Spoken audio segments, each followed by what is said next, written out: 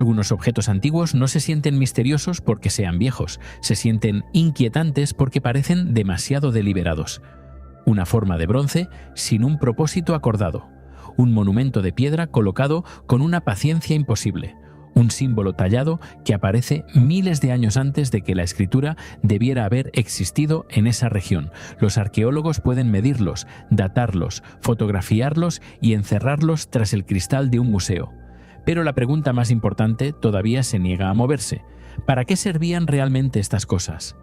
Los misterios antiguos más extraños no son los envueltos en leyendas, son los que tienen registros de excavación reales, ubicaciones reales y artefactos reales que todavía hacen dudar a los expertos. Reposan en silencio en archivos y museos, portando huellas de rituales perdidos, de ingeniería olvidada y de ideas que se desvanecieron antes de que nadie pudiera explicarlas. La evidencia es física. El silencio que la rodea es la parte perturbadora. Antes de comenzar, si te fascinan los enigmas que la ciencia todavía no ha podido resolver, suscríbete al canal y activa la campana de notificaciones. Así podrás acompañarnos en cada uno de estos viajes al pasado más desconcertante. Ahora sí, empecemos. Nemrut Da'a. Más de 25.000 metros cúbicos de piedra caliza triturada fueron transportados a la cima de una montaña a 2.206 metros sobre el nivel del mar.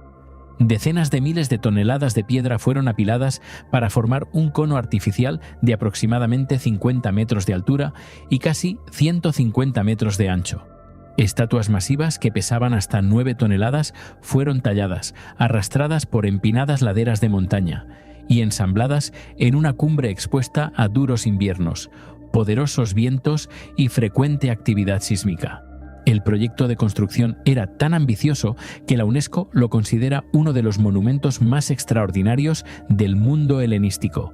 Sin embargo, tras más de 2.000 años y más de 140 años de investigación arqueológica, el único objeto que toda esta montaña fue construida para proteger sigue sin descubrirse. En algún lugar bajo las piedras de Nemrut Da'a, en el sureste de Turquía, los arqueólogos creen que la tumba del rey Antíoco I de Comagene todavía está oculta. El misterio comenzó en 1881, cuando el ingeniero alemán Karl Sester estaba inspeccionando caminos para el Imperio Otomano. Los aldeanos locales le hablaron de gigantescas figuras de piedra en una montaña cercana.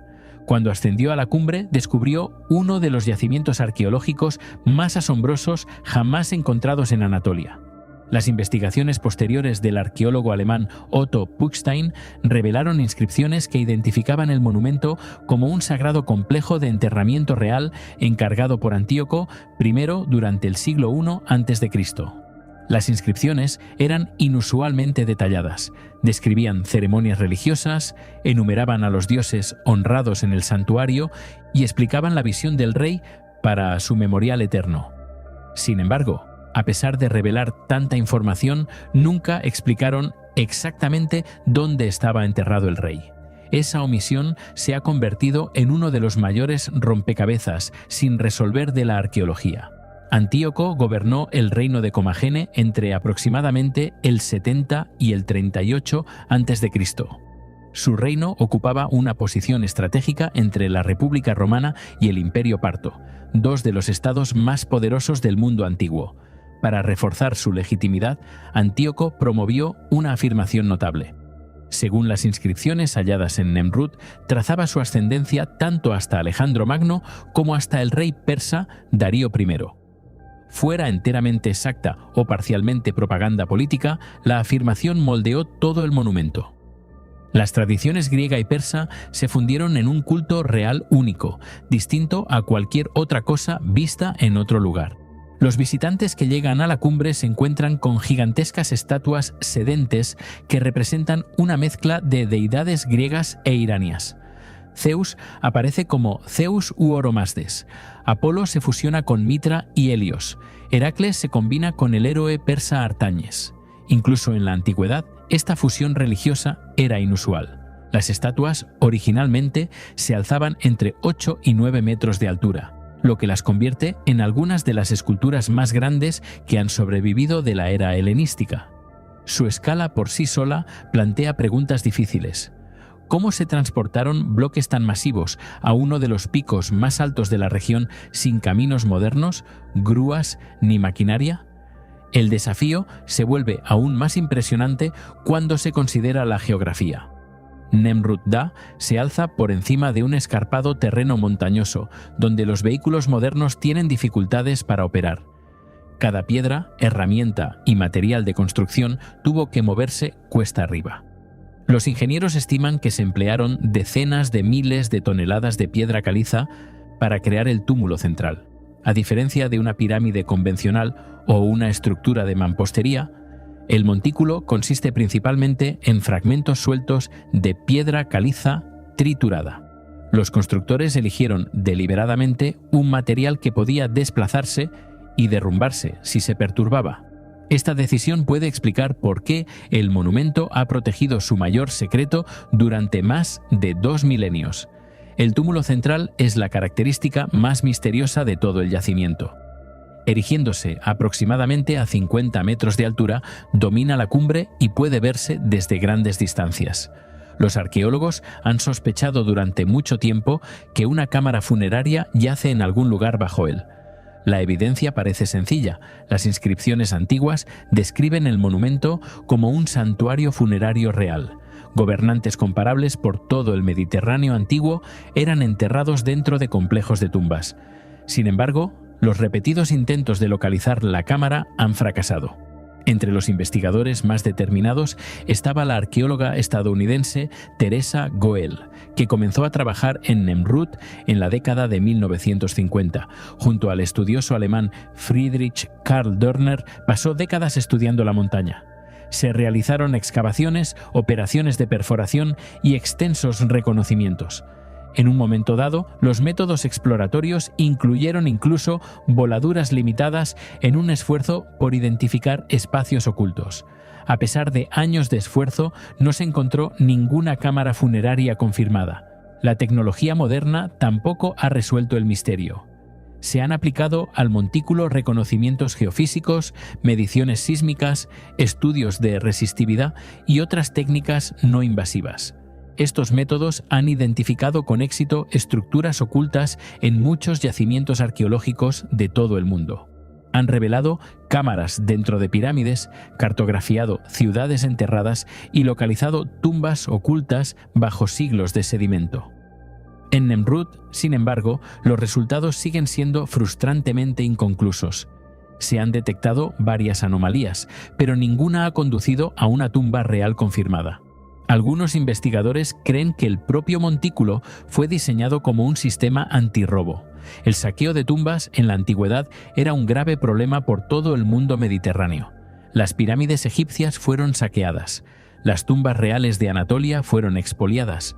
Incluso los lugares de enterramiento fuertemente protegidos a menudo eran violados a los pocos siglos de su construcción. Antíoco puede haber intentado una solución diferente. Al cubrir la cámara funeraria con miles de toneladas de fragmentos inestables de piedra caliza, creó una barrera que se vuelve cada vez más difícil de penetrar cuanto más profundo se excava. Cualquier túnel corre el riesgo de derrumbarse a medida que las piedras sueltas fluyen hacia la abertura. Si esta teoría es correcta, Nemrut puede representar uno de los sistemas de seguridad de tumbas más eficaces jamás ideados en la antigüedad. Las famosas cabezas de piedra dispersas por la cumbre añaden otra capa al misterio. Hoy en día, las cabezas reposan separadas de sus cuerpos, creando uno de los paisajes más surrealistas de la arqueología. Durante décadas, los visitantes se han preguntado qué causó el daño. Los terremotos son una explicación destacada, ya que el sureste de Turquía se encuentra dentro de una región sísmica activa. El clima severo, los ciclos de hielo y deshielo y siglos de erosión probablemente también contribuyeron. Sin embargo, algunos estudiosos han sugerido que la actividad humana puede haber desempeñado un papel en al menos parte de la destrucción. La secuencia exacta de los acontecimientos sigue siendo incierta, porque ningún relato histórico registra cuándo cayeron las estatuas. Quizá el aspecto más sorprendente de Nemrut Da es que los arqueólogos comprenden casi todo excepto el misterio central. Saben quién lo construyó. Saben cuándo se construyó. Saben por qué se construyó. Conocen la ideología religiosa que hay detrás de él. Conocen los nombres de los dioses representados por las estatuas. Incluso poseen inscripciones escritas por el propio rey. Sin embargo, la ubicación de la cámara funeraria, la razón misma por la que el monumento existe en primer lugar, sigue siendo desconocida. Más de 140 años después de su redescubrimiento, Nemrut Daa continúa desafiando a la ciencia moderna. Los satélites pueden cartografiar la montaña con precisión centimétrica. Los instrumentos geofísicos pueden detectar anomalías ocultas bajo tierra. Los arqueólogos han reconstruido la historia de civilizaciones enteras a partir de fragmentos de cerámica y trazas de ADN antiguo. Sin embargo, en algún lugar bajo una montaña artificial de piedra, la tumba de Antíoco I puede seguir estando intacta. Los constructores lograron proteger a su rey tan completamente que incluso la tecnología moderna ha fracasado en descubrir su lugar de descanso final, convirtiendo a Nemrut Da en uno de los misterios más perdurables del mundo antiguo. Aramumuru. En las llanuras de gran altitud del sur de Perú, cerca del lago Titicaca y próxima a la ciudad de Puno, una gigantesca puerta está tallada directamente en una cara de roca sólida que mide aproximadamente 7 metros de alto y 7 metros de ancho, con un nicho más pequeño en forma de T cortado en su centro. La estructura parece ser una puerta que conduce a alguna parte. Sin embargo, detrás de ella no hay nada. Ninguna cámara, ningún túnel, ninguna habitación oculta.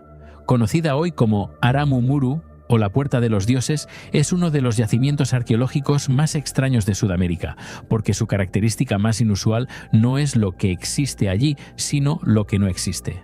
El yacimiento se encuentra en la región de Hayumarca, en la meseta del Altiplano de Perú, a una elevación de casi 3.900 metros sobre el nivel del mar.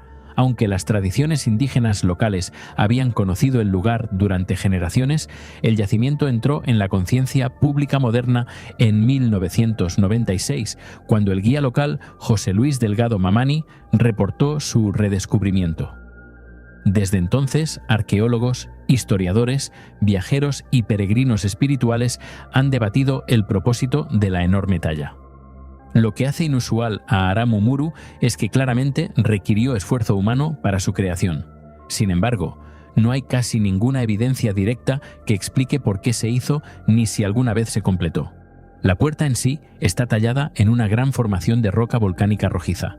El marco exterior se asemeja a una entrada monumental, mientras que el nicho interior mide aproximadamente 2 metros de alto, lo bastante grande para que una persona se pare dentro. A diferencia de muchos monumentos rupestres antiguos de todo el mundo, Aramumuru no contiene inscripciones, tallas decorativas, relieves, cámaras funerarias ni edificios asociados que pudieran revelar su función. Esta ausencia de evidencia es el fundamento del misterio.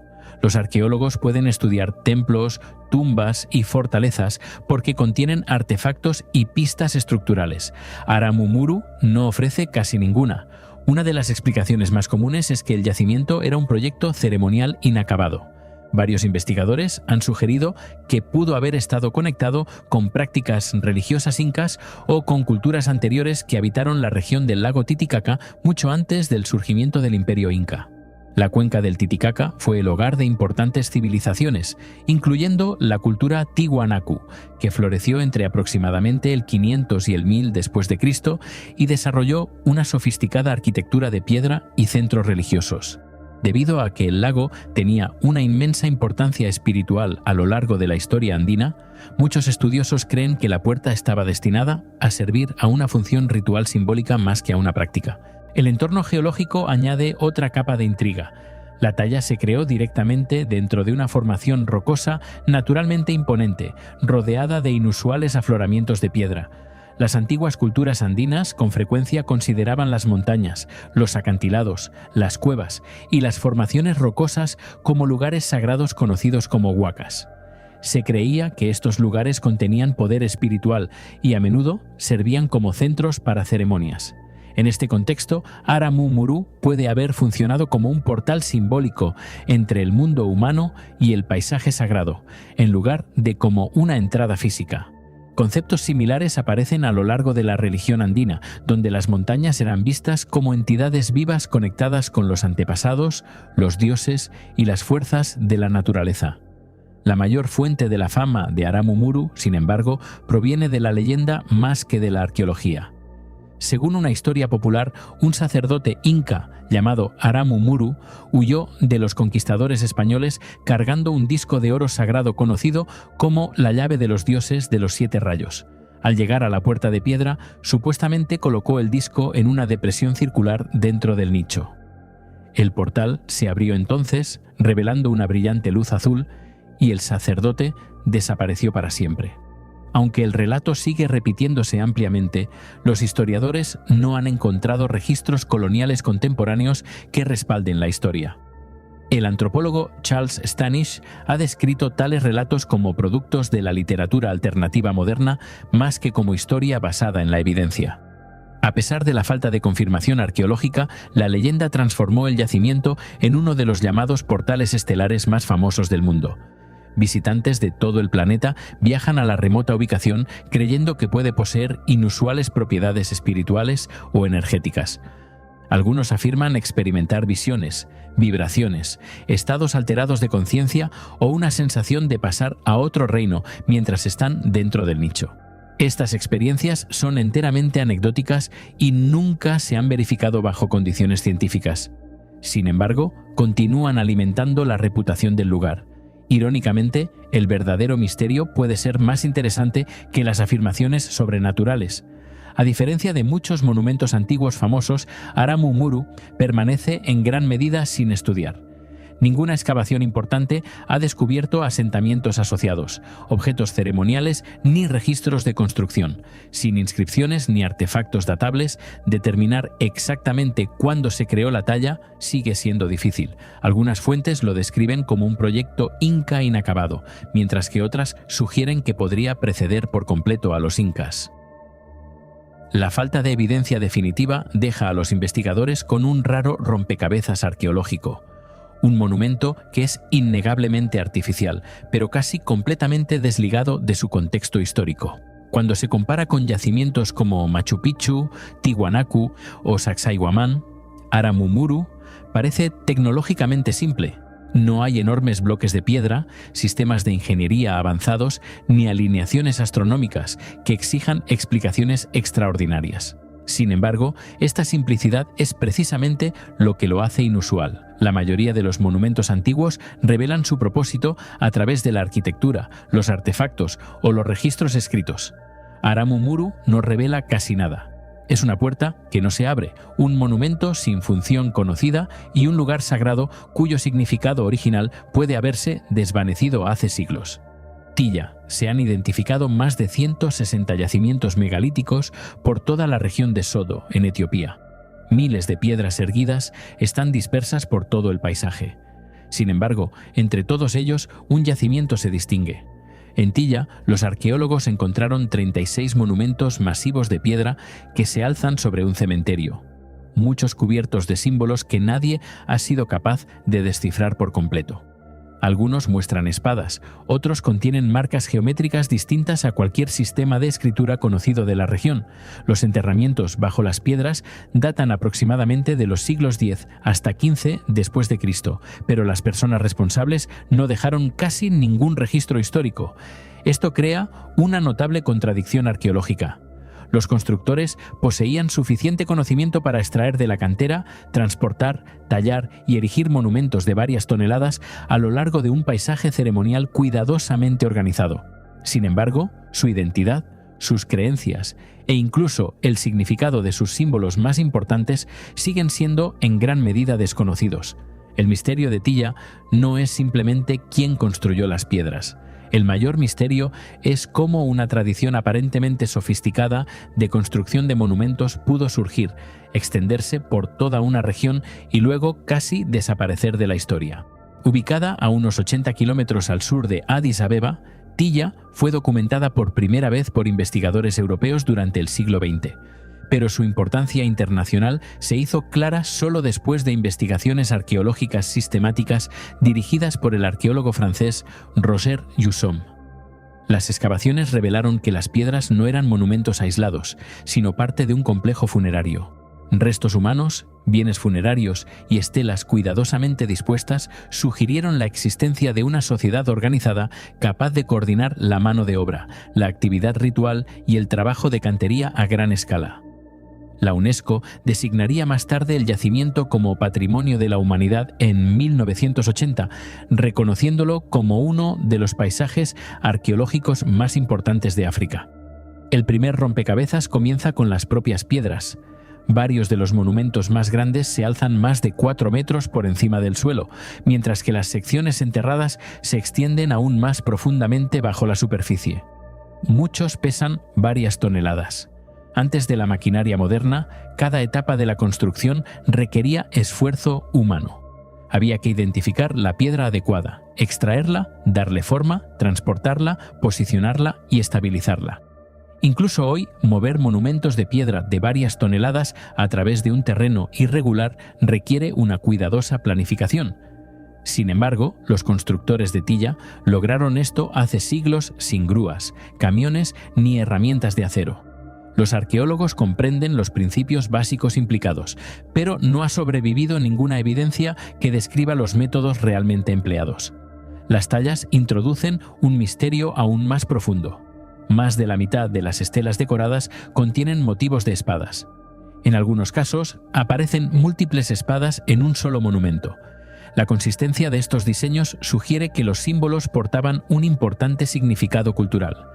Los investigadores han propuesto que representan guerreros, rango social, identidad de clan, logros militares o estatus ritual.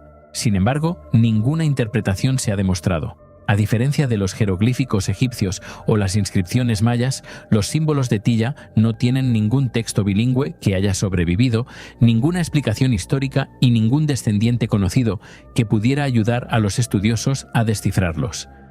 El resultado es una de las mayores colecciones de símbolos monumentales de África, cuyo significado sigue siendo incierto.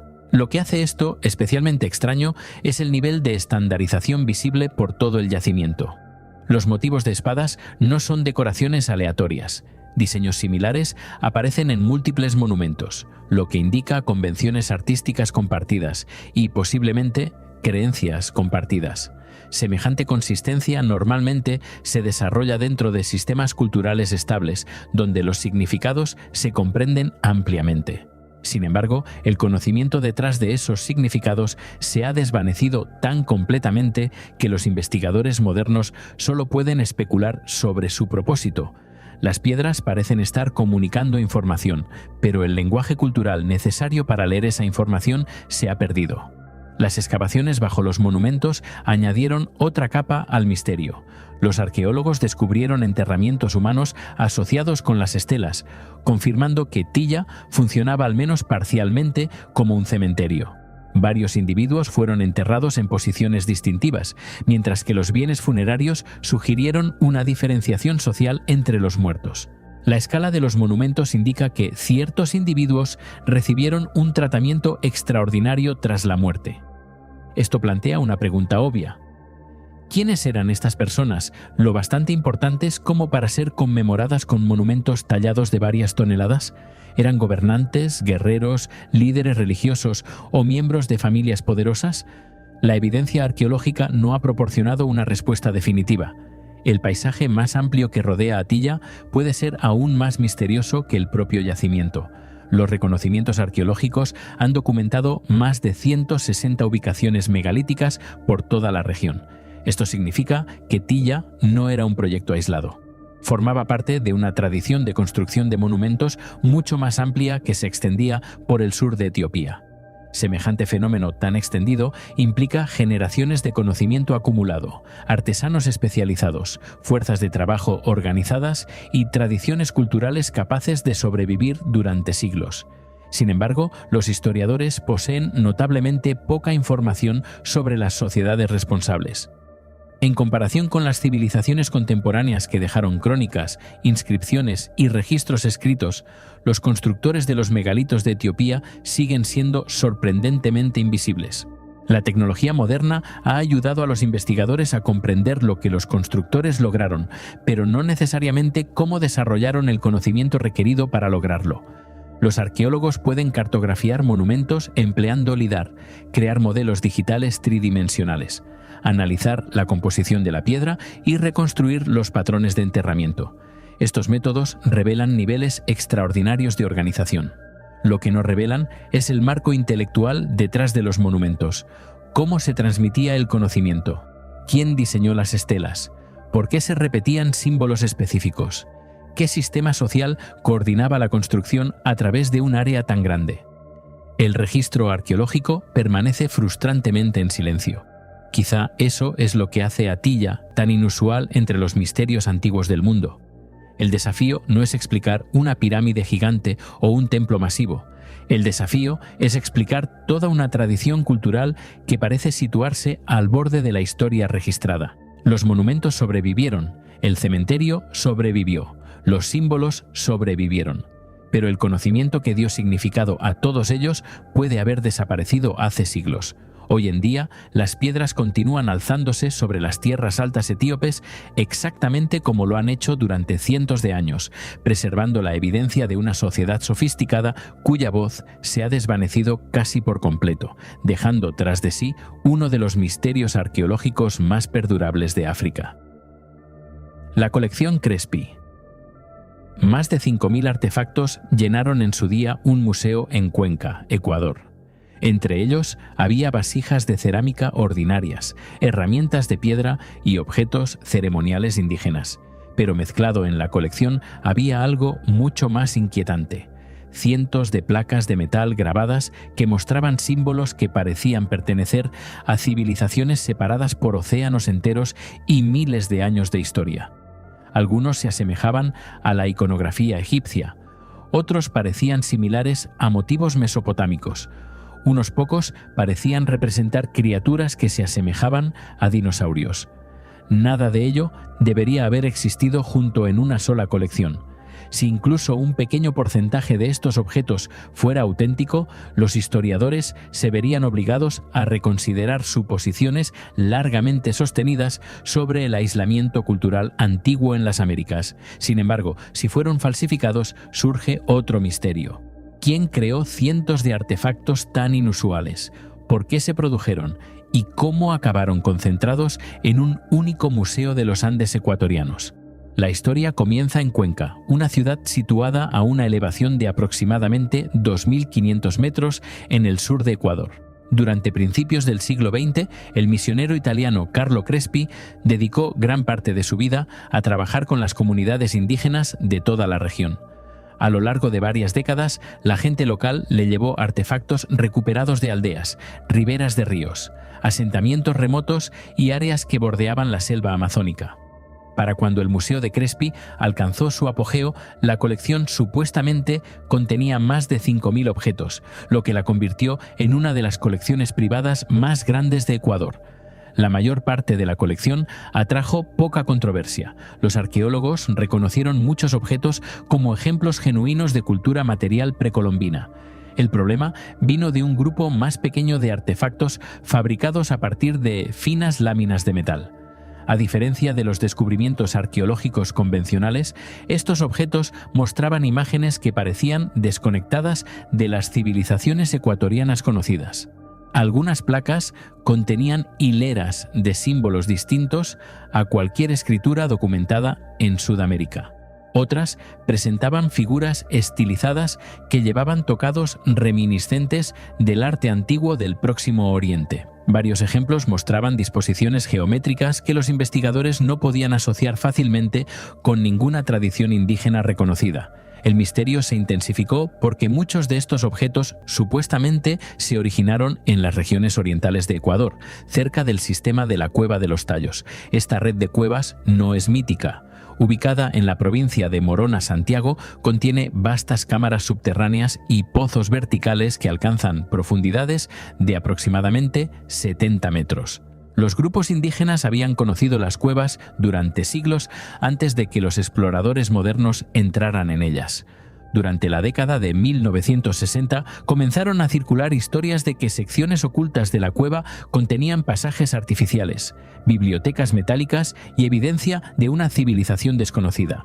El hombre más responsable de transformar estas historias en una sensación internacional fue János Moritzky. En 1969 afirmó públicamente haber descubierto un inmenso complejo subterráneo que contenía registros metálicos grabados. Según su relato, estas cámaras preservaban el conocimiento de una civilización olvidada anterior a la historia conocida. Aunque nunca produjo evidencia suficiente para convencer a los arqueólogos de la corriente principal, sus afirmaciones atrajeron una enorme atención. El autor Erich von Däniken popularizó más tarde la historia a nivel global, conectándola con teorías sobre civilizaciones perdidas y conocimiento tecnológico antiguo. El interés se volvió tan intenso que una de las expediciones a cuevas más ambiciosas del siglo XX se organizó en 1976. Más de 100 participantes entraron en el sistema de la Cueva de los Tallos, incluyendo científicos, geólogos, personal militar y astronautas. Entre ellos estaba el astronauta del Apolo 11 Neil Armstrong. La expedición cartografió grandes secciones de la cueva y realizó extensos estudios geológicos.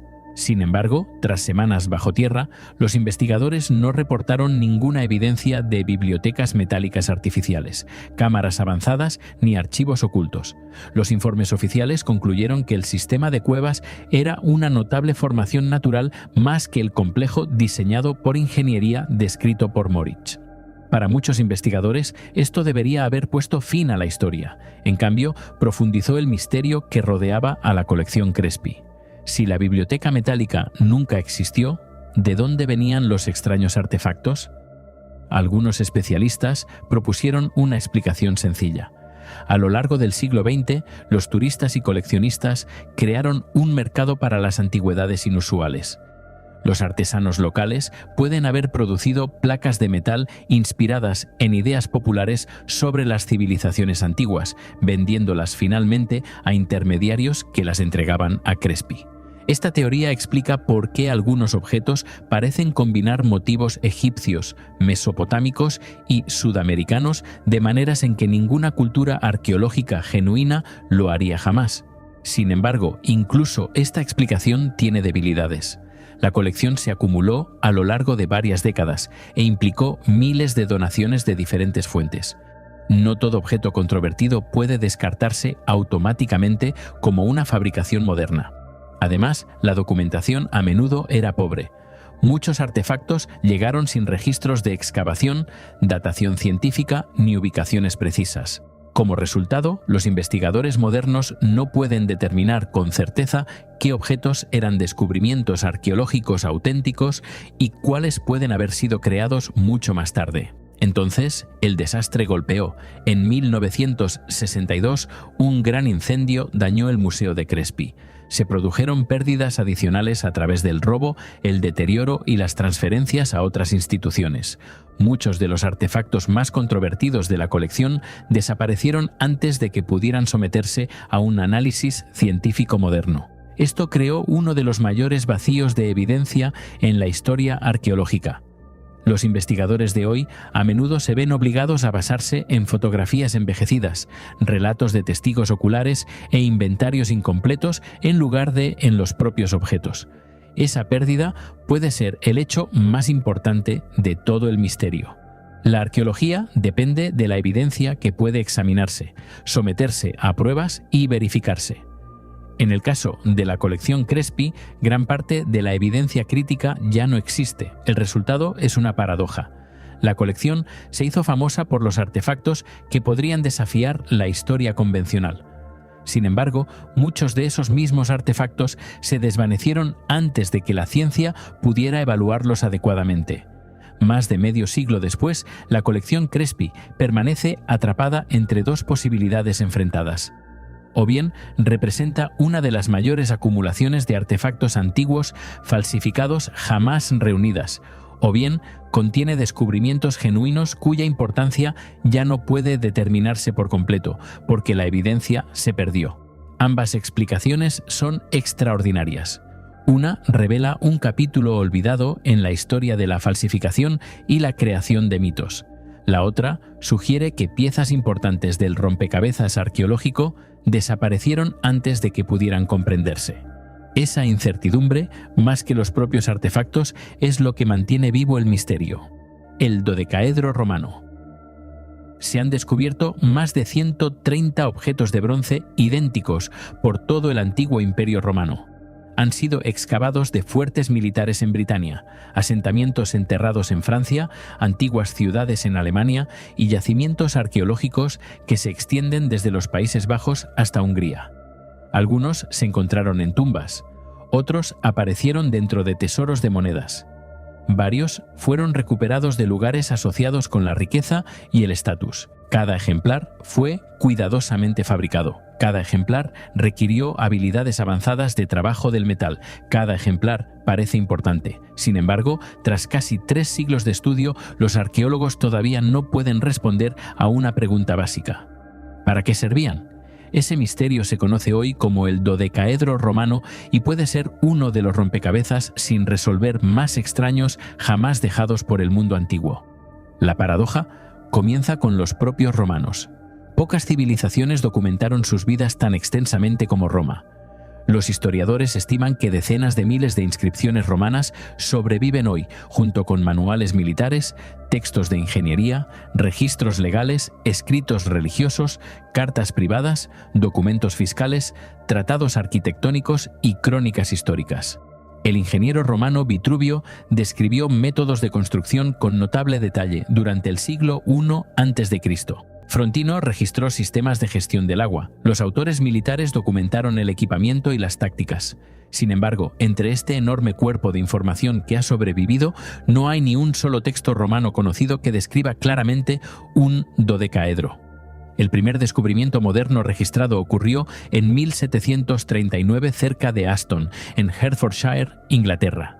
En aquel momento, los estudiosos supusieron que se trataba de una curiosidad aislada. Esa suposición se derrumbó a lo largo de los 2 siglos siguientes. A medida que las excavaciones arqueológicas se expandieron por Europa, aparecieron más ejemplos. Hoy en día se han catalogado más de 130 dodecaedros romanos confirmados. Aunque algunos investigadores sitúan el total más cerca de 150 cuando se incluyen los especímenes fragmentarios, su distribución creó de inmediato otro misterio. Prácticamente todos los ejemplos provienen de las provincias del noroeste del Imperio Romano. Han sido descubiertos en Britania, Bélgica, Luxemburgo, Francia, Alemania, Suiza, Austria y Hungría. Extrañamente, ninguno se ha encontrado en la propia Roma, ninguno se ha encontrado en Pompeya, ninguno se ha encontrado en los grandes centros urbanos de Italia. Si estos objetos servían para una importante función a escala imperial, ¿por qué están casi enteramente ausentes del corazón político y cultural de Roma? Los objetos en sí son distintos a cualquier otra cosa en la arqueología romana. Cada dodecaedro consiste en 12 caras pentagonales conectadas en una forma geométrica hueca. Agujeros circulares ocupan el centro de cada cara, pero no hay 2 agujeros exactamente del mismo tamaño. En cada esquina se sitúa una perilla cuidadosamente formada. La mayoría de los ejemplos miden entre 4 y 10 centímetros de diámetro y pesan varios cientos de gramos. El análisis de los especímenes que han sobrevivido muestra que fueron producidos empleando sofisticadas técnicas de fundición a la cera perdida. Un proceso de fabricación capaz de crear estructuras de bronce altamente complejas con notable precisión. Esto no era una tecnología barata. Las reconstrucciones experimentales sugieren que crear un solo dodecaedro requería artesanos cualificados, moldes especializados, temperaturas de fundición controladas que superaban los 1000 grados centígrados y cantidades significativas de valioso bronce. En otras palabras, estos no eran objetos domésticos desechables. Alguien invirtió considerables recursos en producirlos. Sin embargo, la evidencia de uso práctico sigue siendo sorprendentemente escasa. Muchas herramientas romanas muestran patrones de desgaste predecibles. Las espadas desarrollan daños en el filo. El equipamiento agrícola muestra abrasión. Los instrumentos de medición revelan un manejo repetido. Los dodecaedros romanos generalmente no lo hacen. La mayoría parecen notablemente bien conservados, sin ninguna indicación obvia de uso mecánico repetido. Para los arqueólogos, esto plantea una posibilidad incómoda. Quizá su propósito principal nunca fue práctico en absoluto. El misterio se volvió aún más intrigante en 1966, cuando los excavadores descubrieron un dodecaedro dentro de un enterramiento femenino cerca de la ciudad alemana de Krefeld. El objeto había sido colocado junto a un artefacto en forma de vara, lo que llevó a algunos investigadores a especular que en su día pudo haber estado montado sobre un bastón o un poste ceremonial. Si es cierto, el dodecaedro puede haber funcionado como un símbolo religioso más que como una herramienta. Otros descubrimientos respaldan esa posibilidad. Varios ejemplos han sido recuperados de contextos asociados con la actividad ritual. Otros fueron encontrados junto a objetos valiosos que era improbable que se descartaran casualmente. Los arqueólogos comenzaron a preguntarse si los dodecaedros representaban estatus, autoridad o poder religioso en lugar de tecnología. Esa interpretación ganó atención adicional debido a la propia forma. El dodecaedro no era una forma geométrica ordinaria en el mundo antiguo. Los filósofos griegos atribuyeron un profundo significado simbólico a la geometría. En el Timeo de Platón, escrito alrededor del 360 a.C., el dodecaedro ocupaba una posición especial entre los 5 sólidos platónicos, mientras que otras formas geométricas representaban elementos como el fuego, el agua, el aire y la tierra. Platón asoció el dodecaedro con la estructura del cosmos mismo. Algunos estudiosos creen que las élites romanas familiarizadas con la filosofía griega pueden haber visto la forma como un símbolo del orden universal, pero no todos están de acuerdo. A lo largo del siglo XX, los investigadores propusieron explicaciones cada vez más prácticas. Algunos sugirieron que los diámetros variables de los agujeros permitían a los usuarios estimar distancias mediante cálculos geométricos. Otros argumentaron que los objetos funcionaban como instrumentos astronómicos. Unos pocos investigadores incluso intentaron emplear dodecaedros reconstruidos para medir el ángulo de objetivos distantes, produciendo resultados sorprendentemente precisos bajo condiciones controladas. El problema es la consistencia. No hay dos dodecaedros idénticos. Los diámetros de los agujeros varían, las dimensiones generales varían, los tamaños de las perillas varían. Si los objetos eran instrumentos de precisión, ¿por qué no hay estandarización? El equipamiento militar romano, las herramientas de topografía y los dispositivos de ingeniería se fabricaban generalmente según especificaciones reconocibles. Los dodecaedros romanos no. Otra teoría sugirió que se empleaban en la producción textil.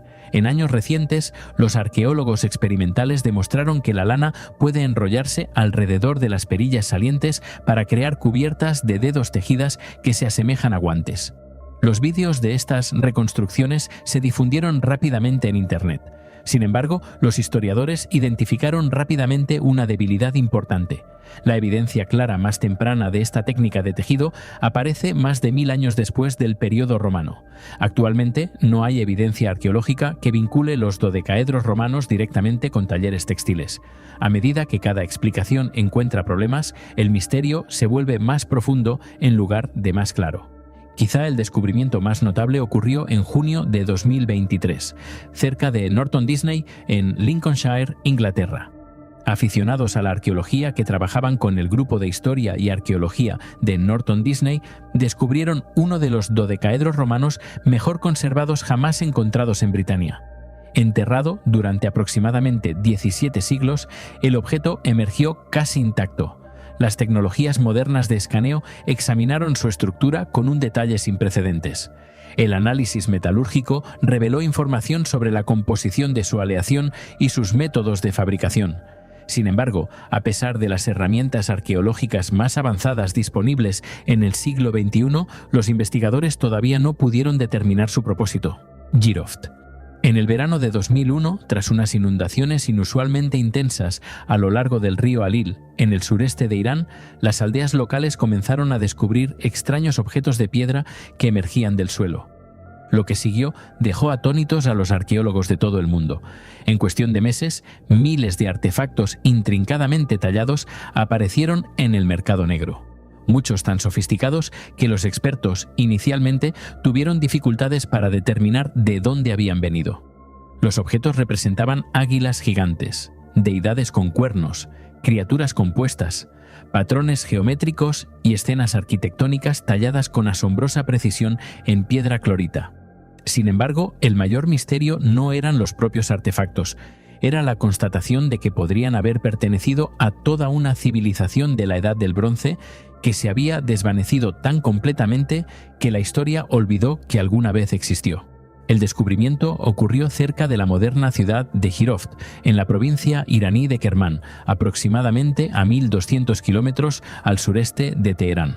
Las excavaciones arqueológicas dirigidas por el arqueólogo iraní Youssef Majid-Sadegh comenzaron en 2001 y se centraron principalmente en dos yacimientos importantes conocidos como Konar Sandal Norte y Konar Sandal Sur. Lo que los investigadores descubrieron desafió décadas de suposiciones sobre los orígenes de la civilización. Bajo el desierto yacía la evidencia de un gran centro urbano que databa de entre aproximadamente el 3000 y el 2200 a.C., lo que lo hacía contemporáneo de las grandes ciudades de Sumer y de la temprana civilización del Valle del Indo. La escala del yacimiento planteó de inmediato preguntas. En Konar Sandal Sur, los arqueólogos identificaron una masiva estructura escalonada de ladrillo de barro que medía aproximadamente 400 metros por lado. Algunas estimaciones sugieren que se requirieron millones de ladrillos de barro para su construcción. Cerca se alzaba otro complejo monumental que se elevaba más de 13 metros por encima de la llanura circundante. Semejantes proyectos habrían requerido mano de obra organizada, planificación avanzada, gestión de recursos y autoridad política a una escala previamente desconocida para esta región. Sin embargo, la arquitectura era solo el comienzo. Los propios artefactos eran distintos a cualquier cosa descubierta previamente. Miles de vasijas de clorita han sido ahora documentadas, muchas con tallas tan detalladas que las plumas, escamas y elementos decorativos individuales permanecen visibles tras más de 4000 años. Los arqueólogos identificaron símbolos recurrentes, incluyendo serpientes que confrontan a águilas, escorpiones que guardan estructuras y extrañas criaturas híbridas que combinan características humanas y animales. Ningún texto que haya sobrevivido explica estas imágenes. A diferencia de los jeroglíficos egipcios o la cuneiforme mesopotámica, no hay ninguna clave conocida para descifrar el mundo simbólico representado en los artefactos de Jiroft. El misterio más controvertido surgió cuando los investigadores anunciaron el descubrimiento de inscripciones que algunos estudiosos creían que podrían representar un sistema de escritura desconocido. La escritura es una de las invenciones más importantes de la humanidad, y durante décadas los historiadores creyeron que su desarrollo más temprano ocurrió principalmente en Mesopotamia, alrededor del 3400 a.C. Si las inscripciones descubiertas en Jiroft verdaderamente representan una escritura independiente, las implicaciones serían enormes. Sugeriría que la alfabetización compleja pudo haber surgido en múltiples regiones simultáneamente en lugar de difundirse desde un único origen. Sin embargo, la evidencia sigue siendo ferozmente debatida. Algunos especialistas argumentan que las inscripciones son demasiado limitadas para confirmar la existencia de una tradición de escritura separada, mientras que otros las ven como una de las pistas más importantes jamás encontradas en la región. Otro aspecto extraordinario de Jiroft es su aparente participación en redes comerciales a larga distancia que abarcaban miles de kilómetros. La evidencia arqueológica indica conexiones con Mesopotamia, la civilización del Valle del Indo, el Golfo Pérsico y regiones de Asia Central. Materiales, estilos artísticos e influencias tecnológicas se movieron a través de estas vastas distancias durante el tercer milenio a.C. Esto plantea una pregunta notable. ¿Cómo pudo una civilización capaz de mantener conexiones internacionales tan extensas desaparecer tan completamente que no sobrevivió ningún registro histórico claro? Algunos investigadores creen que la respuesta puede residir en el antiguo reino conocido como Arata. Arata aparece repetidamente en la literatura sumeria como una tierra rica y poderosa llena de piedras preciosas, artesanos cualificados y proyectos de construcción monumentales. Durante décadas, los historiadores debatieron si Arata era puramente mítica. Tras los descubrimientos en Jiroft, varios estudiosos propusieron que la civilización del río Jalil podría representar la inspiración del mundo real detrás de aquellas antiguas historias. La teoría sigue siendo controvertida, pero destaca la inusual naturaleza de la evidencia. Pocos descubrimientos arqueológicos han provocado discusiones serias sobre si una civilización legendaria pudo haber existido realmente.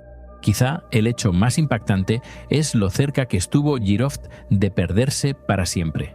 Antes de que comenzaran las excavaciones científicas, un extenso saqueo dañó grandes porciones del paisaje arqueológico. Miles de artefactos fueron retirados de sus contextos originales, eliminando información crucial sobre cómo se empleaban y qué papel desempeñaban dentro de la sociedad. En arqueología, el contexto a menudo es más valioso que el propio objeto. Un solo artefacto sin contexto puede revelar muy poco, mientras que el mismo artefacto, descubierto en una ubicación inalterada, puede transformar nuestra comprensión de toda una civilización. Gran parte de esa información en Jiroft puede haberse perdido ahora permanentemente. Más de 2 décadas después de los primeros descubrimientos, el misterio central sigue sin resolverse. Los arqueólogos han confirmado la existencia de una importante civilización de la Edad del Bronce en el valle del río Alil. Han descubierto arquitectura monumental, evidencia de organización a gran escala, artesanía sofisticada, posibles sistemas de escritura y conexiones comerciales internacionales que se extendían por la antigua Asia. Lo que no han descubierto es por qué semejante civilización desapareció de la historia tan completamente. Las vasijas de piedra permanecen, las ruinas permanecen, la evidencia permanece. Sin embargo, las personas que las crearon siguen siendo en gran medida anónimas, dejando a Jiroft como uno de los recordatorios más intrigantes de la arqueología de que capítulos enteros de la civilización humana pueden desvanecerse y permanecer ocultos durante miles de años antes de que el azar los revele una vez más. Las cuevas de Udayagiri, en el corazón del centro de la India, cerca de la antigua ciudad de Vidisha, en el moderno estado de Madhya Pradesh, se alza uno de los yacimientos arqueológicos más insólitos del Imperio Gupta, las cuevas de Udayagiri. A primera vista, el yacimiento parece una colección de santuarios rupestres tallados en una colina de arenisca en torno al siglo V después de Cristo temprano. Sin embargo, una característica destaca de inmediato. Dentro de la cueva 5 hay un colosal relieve de Vishnu en su forma de baraja, un jabalí de cuerpo humano que rescata a la diosa de la tierra de la destrucción cósmica. La escultura mide más de 7 metros de largo y domina todo el paisaje. Los arqueólogos saben quién encargó las cuevas, cuándo se crearon e incluso los nombres de los funcionarios conectados al proyecto. A diferencia de muchos misterios antiguos, Udayagiri no es misterioso por una historia ausente. Es misterioso por lo que sus constructores parecen haber estado intentando comunicar a través de la arquitectura, la astronomía, la política, la religión y el simbolismo, todo al mismo tiempo. Las cuevas se crearon durante el reinado del emperador Gupta Chandragupta, segundo, uno de los gobernantes más poderosos de la antigua India. Varias inscripciones halladas en el yacimiento mencionan al rey directamente y sitúan las principales actividades de construcción en torno al año 401 después de Cristo. Estas inscripciones son una de las razones por las que los historiadores pueden datar Udayagiri con una precisión inusual en comparación con muchos monumentos antiguos. El yacimiento atrajo por primera vez la atención académica moderna durante el siglo XIX, cuando el arqueólogo británico Alexander Cunningham documentó las cuevas en la década de 1870 como parte del Servicio Arqueológico de la India. Sus informes revelaron un complejo arqueológico que contenía santuarios hindúes y jainistas, inscripciones, esculturas, sistemas de agua, restos de habitación y espacios ceremoniales tallados en una cresta que dominaba las llanuras circundantes. El mayor misterio de Udayagiri no es cómo se tallaron las cuevas. La antigua India poseía la capacidad técnica de excavar santuarios rupestres mucho antes del periodo Gupta. El verdadero misterio es por qué toda la colina parece haber sido diseñada como un paisaje simbólico. Los investigadores han descubierto que el posicionamiento de varias cuevas, esculturas y senderos puede relacionarse con observaciones solares. El propio nombre Udayagiri significa colina del amanecer, y los estudios arqueológicos sugieren que la ubicación tenía importancia religiosa siglos antes de que el Imperio Gupta llegara. La evidencia indica que el culto al sol pudo haber existido aquí ya en el siglo II a.C. Algunos estudiosos creen que los constructores Gupta incorporaron deliberadamente tradiciones sagradas más antiguas a un nuevo programa religioso imperial, transformando la colina en una declaración monumental sobre el orden cósmico y el poder real. Nada demuestra esto mejor que la enorme escultura de Baraja. Para la mayoría de los visitantes parece ser una imagen religiosa que ilustra un conocido mito hindú. Según la historia, la diosa de la tierra había sido arrastrada bajo las aguas cósmicas por una fuerza destructiva, y Vishnu descendió en forma de un jabalí gigante para rescatarla. Sin embargo, muchos historiadores creen que el relieve contiene un segundo mensaje oculto bajo la mitología. Cerca de los pies de Baraja hay una figura humana arrodillada. Algunos estudiosos han propuesto que esta figura representa al propio Chandragupta II. Otros han ido más lejos, sugiriendo que toda la escultura funciona como propaganda política que retrata al emperador como el equivalente terrenal de Vishnu, restaurando el orden en el mundo. Si es correcto, el relieve sería uno de los ejemplos más tempranos que han sobrevivido de imaginería religiosa patrocinada por el Estado a gran escala empleada para legitimar la autoridad imperial en el sur de Asia. El debate ha continuado durante más de un siglo, porque ninguna inscripción explica directamente el significado pretendido de la escultura. Otro intrigante rompecabezas involucra a las propias cuevas. Udayagiri contiene aproximadamente 20 cámaras excavadas, dedicadas principalmente a las tradiciones hindúes, con una importante cueva jainista datada en el 425 después de Cristo. La disposición de estas cuevas no parece aleatoria. Ciertos santuarios ocupan posiciones altamente visibles, mientras que otros están ocultos más profundamente dentro de la colina. Varios estudiosos han argumentado que el movimiento a través del complejo pudo haber sido cuidadosamente coreografiado, guiando a los peregrinos a través de un viaje simbólico que reflejaba conceptos religiosos del orden cósmico. Debido a que ninguna guía antigua ha sobrevivido, los investigadores modernos solo pueden reconstruir estas experiencias a partir de pistas arquitectónicas. El resultado es un yacimiento que parece deliberadamente diseñado, pero cuyo propósito ritual completo sigue siendo incierto. Uno de los misterios más extraños de Udayagiri concierne a una escritura que nadie ha descifrado por completo. Varias inscripciones en el yacimiento contienen ejemplos de Shankalipi, a veces llamada escritura de caracol, un sistema de escritura decorativa hallado en varias ubicaciones antiguas de la India. Aunque los estudiosos pueden identificar signos individuales, el significado completo y el propósito de muchas inscripciones siguen sin estar claros. Algunos investigadores creen que los símbolos codificaban fórmulas religiosas, mientras que otros argumentan que pueden haber servido para funciones ceremoniales o conmemorativas. Más de 15 siglos después de que fueran talladas, partes de estas inscripciones todavía se resisten a una interpretación completa. La colina también se convirtió en el centro de una importante controversia arqueológica.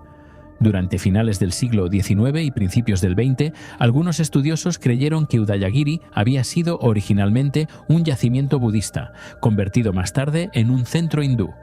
Esta teoría influyó en varias excavaciones dirigidas por arqueólogos prominentes. Los equipos buscaron extensamente bajo las plataformas y las estructuras circundantes, esperando descubrir restos de stupas budistas. Las excavaciones fracasaron en descubrir evidencia convincente que respaldara la teoría. Según se informa, el arqueólogo Dr. Bhandarkar realizó extensas investigaciones específicamente para localizar tales restos. Sin embargo, ninguno apareció. El fracaso obligó a los historiadores a abandonar una interpretación en su día popular y cambió fundamentalmente la comprensión de los orígenes del yacimiento. Sigue siendo uno de los ejemplos más significativos de cómo las suposiciones arqueológicas pueden moldear las investigaciones durante décadas antes de ser refutadas por la evidencia. Otro misterio pasado por alto es por qué Udayagiri parece tan avanzado para su periodo. Los historiadores de la arquitectura describen las cuevas como algunos de los ejemplos más tempranos que han sobrevivido de arquitectura de templo hindú plenamente desarrollada en el norte de la India.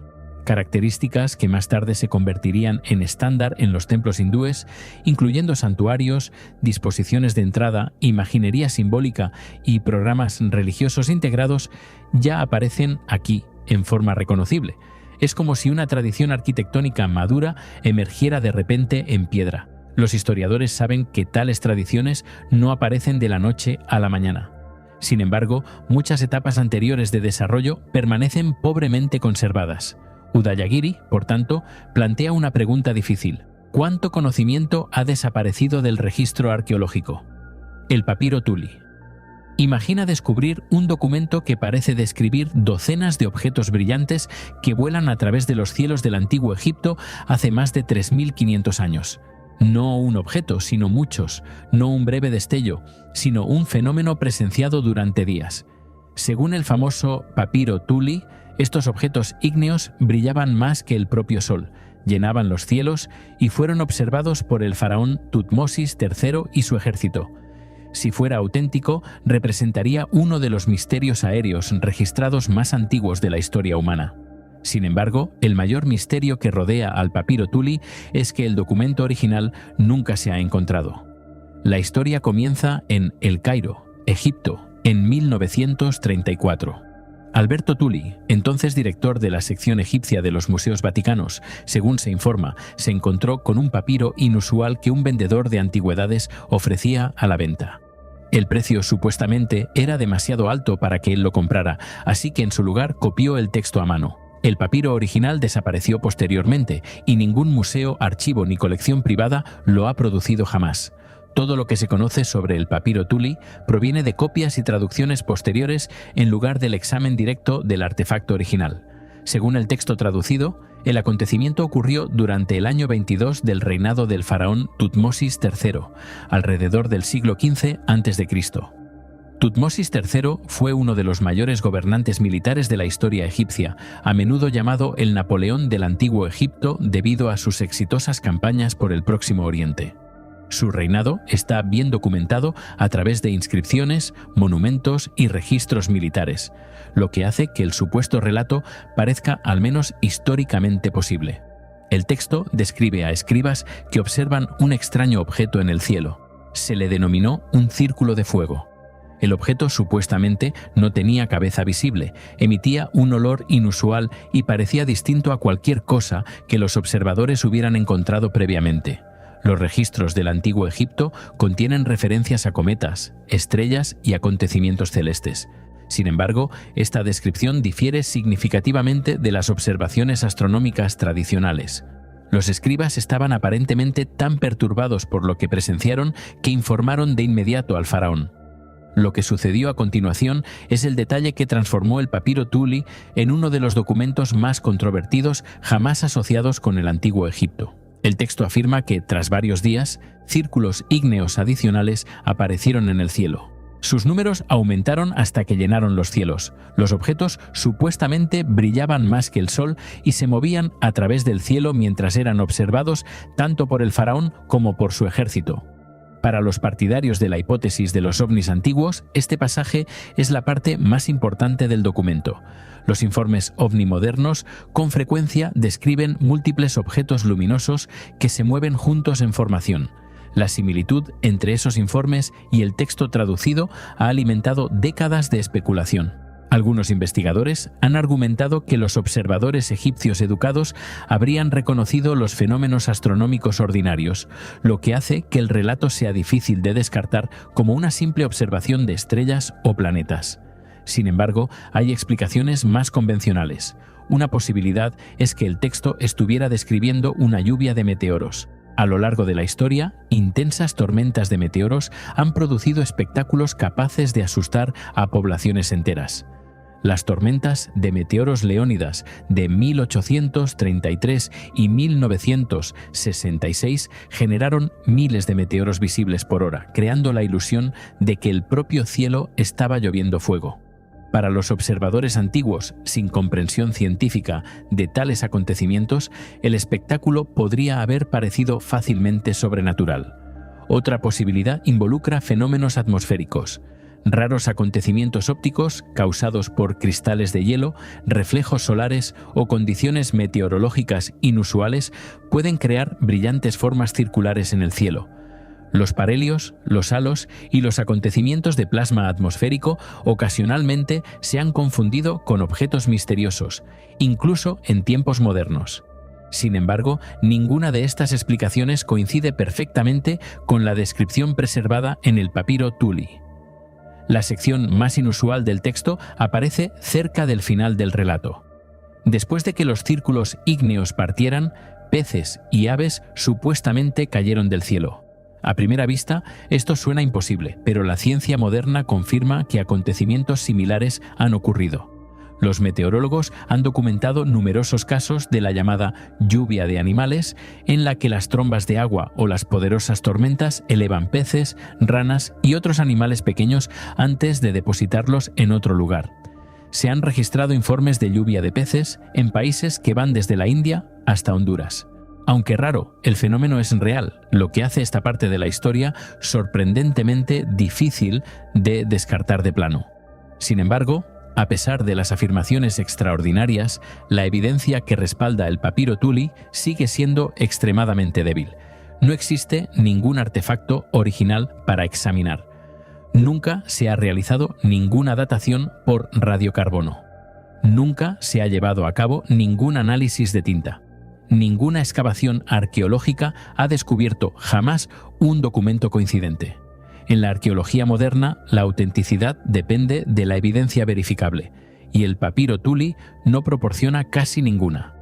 La controversia se profundizó cuando los egiptólogos comenzaron a estudiar la transcripción que había sobrevivido.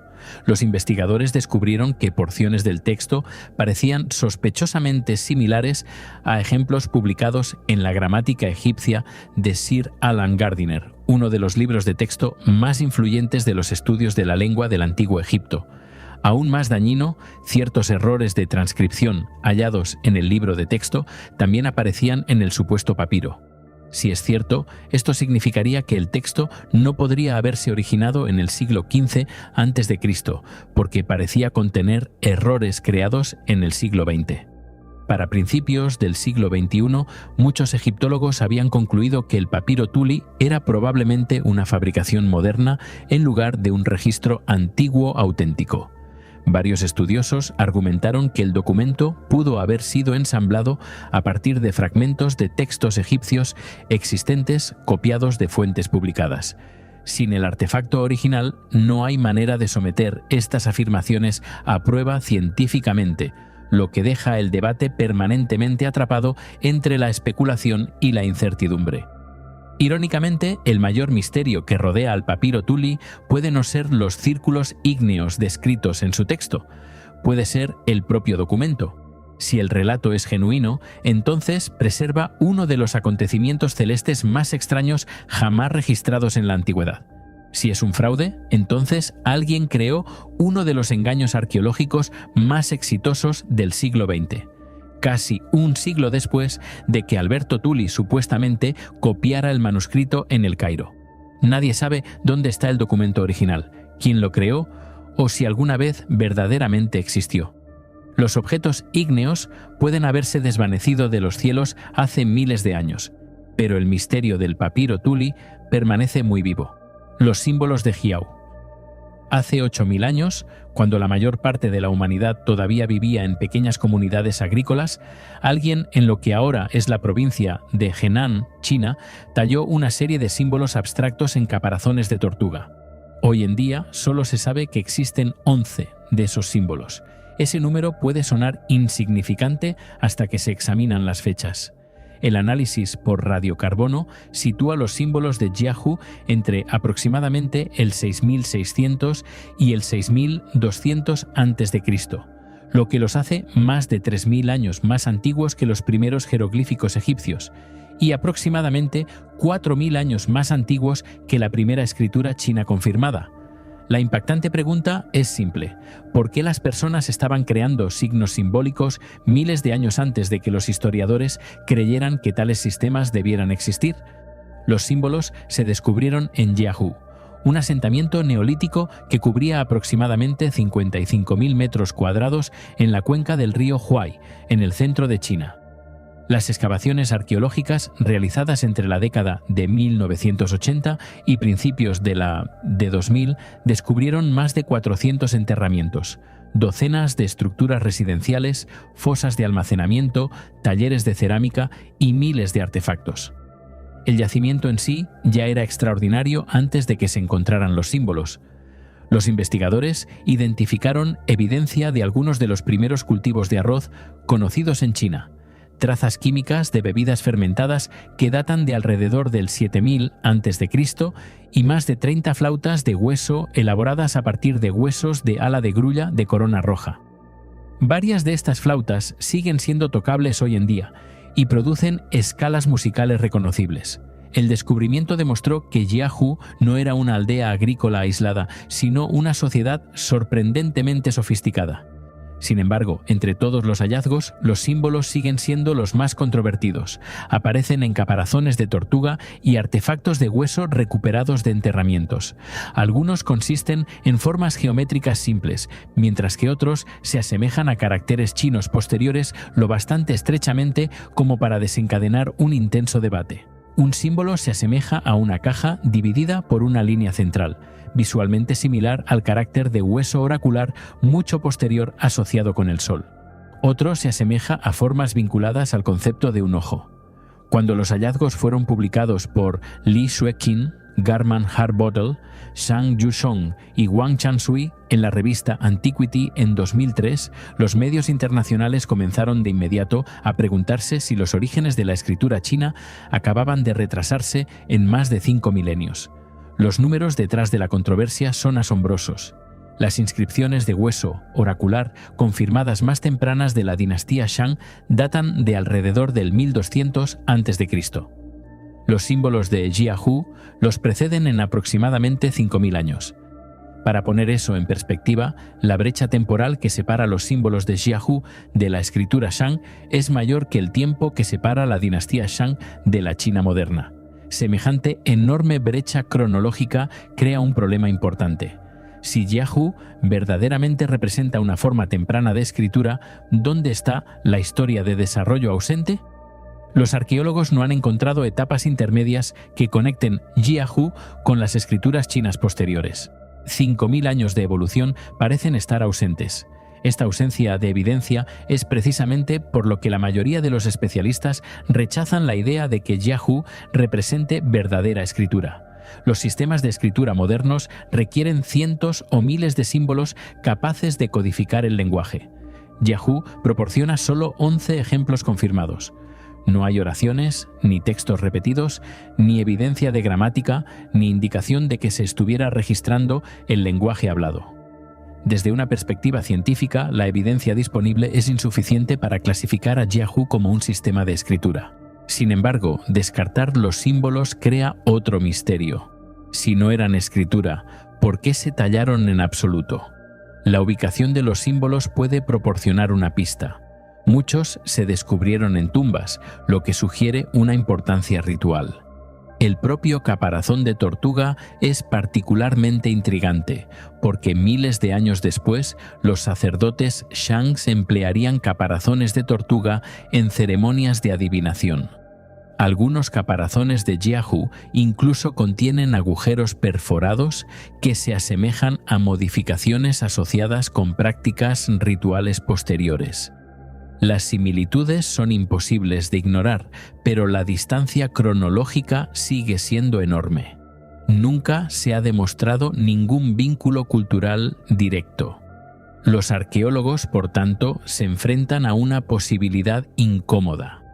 O bien el parecido es coincidente, o bien las tradiciones simbólicas que involucraban caparazones de tortuga existieron en China mucho antes de lo previamente imaginado. El aspecto más fascinante de Jiahu puede no ser la escritura en absoluto, sino la cognición.